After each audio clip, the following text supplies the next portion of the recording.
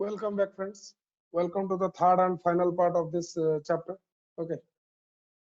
In this chapter, we will discuss about artificial method. Artificial methods are completely different from asexual reproduction and vegetative propagation. Okay. This method is quite helpful for the gardeners, horticulturists, and agriculturists. As in this method, they can be manipulated. Sorry, the reproduction can be manipulated as per the own benefit. Okay. How it can be manipulated? First, we have to understand that manipulation means you just have to calculate. You just have to uh, calculate how much amount of plant you need. What is your benefit in that? Okay. Suppose you are in a position that you are in somewhere where you can find a new plant. Okay. You just want to bring that plant to your own place, and you have a plant also like that, but you don't want to cut your own plant. In such cases, you can go for cutting, you can go for grafting. Okay, you can take that desired plant and you can just cut a piece, take back it to your own place and put it in your original plants. By that, you can produce a new plant. Okay, in your original plant. That process is grafting. You can go for cutting. Simply cut a length of a stem and put it in the soil to produce a new plant. You can go for layering. You can go for micropropagation. Okay, but micropropagation is not clearly described in this chapter, as it is as per the syllabus made for the NCERT and CHSE students. Okay, if you want a detailed video on tissue culture, we will provide it later on. Okay. So first, let's discuss about cutting. In this method, a stem piece is chosen and cut up to a suitable length. Simply, a stem piece is chosen and cut up. Okay. With few nodes and internodes. Why we need node and internode? Okay. Because nodes will develop the root. Okay. Always remember, nodes will develop the root. Nodes will develop the leaf. Okay. And that process is known as cutting. Then it is planted in soil with proper nutrient to grow a new plant. You can take the example of China rose sugarcane.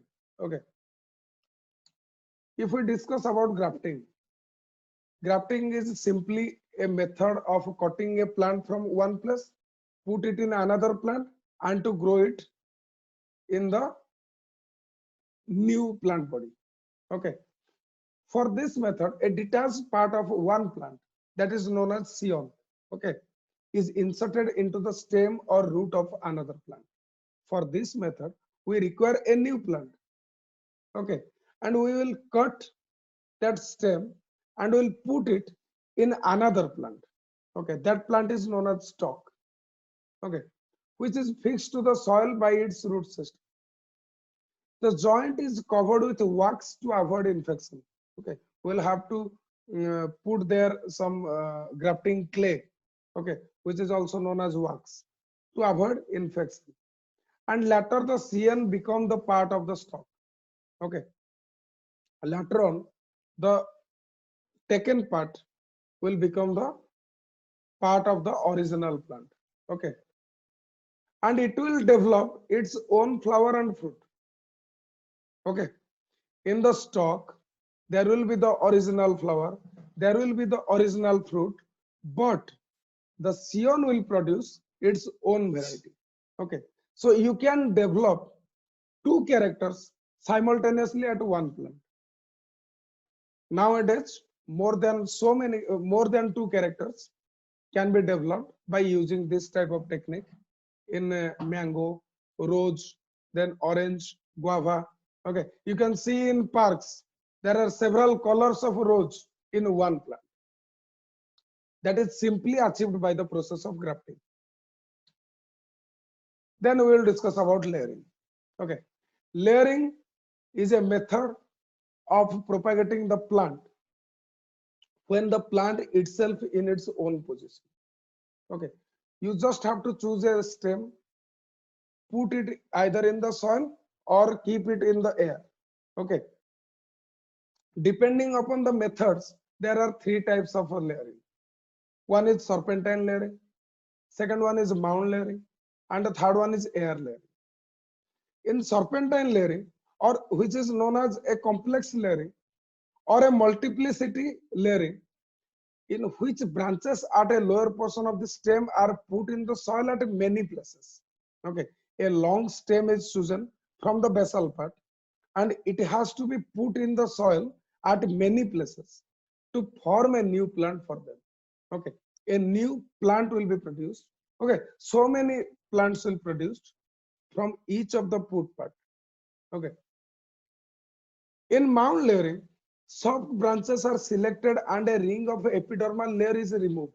We have to remove a layer or a ring of epidermis, and that will be covered in soil to produce root. Okay, and that part will be put down in the soil.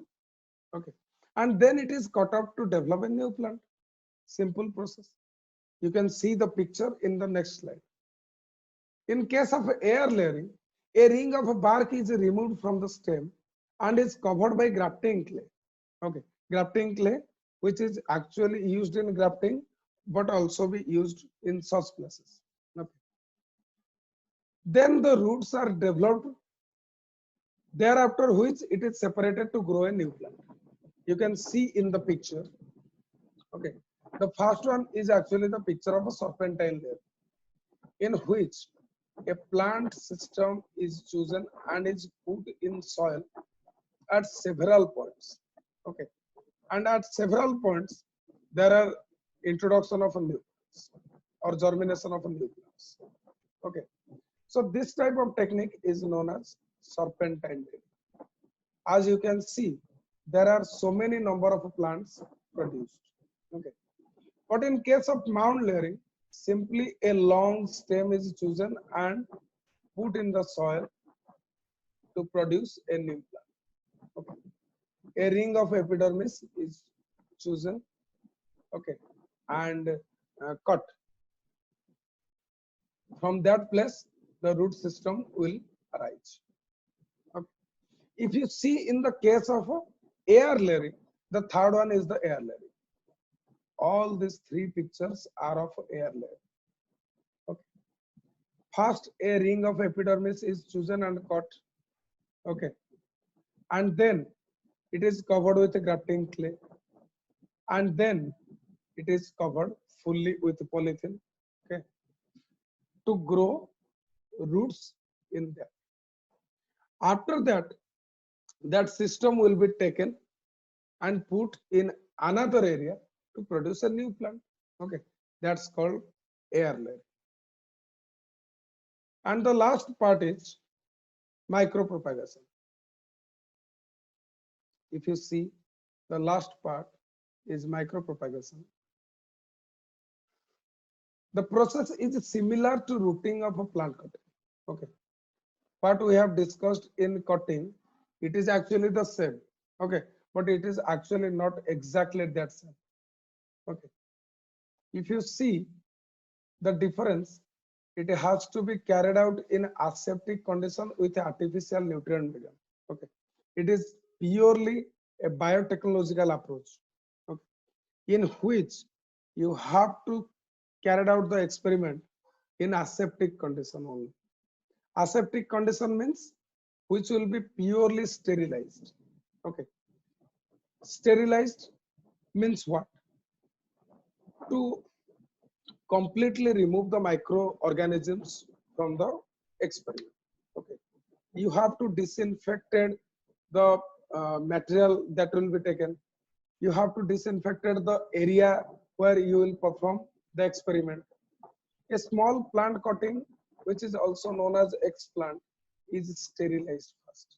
Okay, and inoculated into culture vessel containing semi-solid nutrient medium. If you see, you can, if you can remember from class 11, you can remember about Gelidium and Glacilaria, from which agar-agar is produced. That agar-agar is very much helpful in preparing such semi-solid nutrient medium. Okay, that is a gelling agent which can produce this semi-solid nutrient medium. Okay, and that cutting plant, or which is known as X plant, is simply put in the culture vessel. Then after a short span of time, a large number of shoots develop from the X plant. Okay. After a short span of time, a large number of shoots are developed from the X plant, and that process is known as proliferation. That process is simply known as proliferation. Then each growing point is a subculture. After that, they have to be subculture to give rise shoot. Okay, and that process is called adventitious shoot formation. Okay, you can see the pictures in the next slide. Okay, each shoot is then stimulated by auxin to develop root. As in tissue culture, auxin helps to develop the root. Okay, and that culture medium containing auxin is known as a rooting medium, after which the plant has to put to produce shoot in shooting medium, and then the new plantlets are transferred to are transferred to fields. Okay, to produce new plants. Okay, these new plantlets are transferred in fields to produce new plants. Okay, for example, tea, coffee, oil palm, date palm, coconut, papaya, banana, etc. Okay, you can produce a large number of plants by using this micropropagation method. Okay, this is very much useful in producing a large number of plants within a short span of time. You can see a clear picture here. Okay, in the first slide, in the first picture, the explant is put in the semi-solid medium. Okay, after which some of the root radicle or root-like structure is developed. Okay, and shoot-like adventitious buds are also developed. Okay, from that shoots, the adventitious shoots will be developed. Okay, these are the adventitious shoots. After which it is to be put back in the rooting medium to develop root.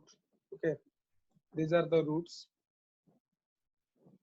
After complete development of the root and shoot, it is planted in the soil to develop new plants. Okay, so this much is for the today's class. Thank you very much. Okay, we will meet in the next class for some new topics. Thank you till then.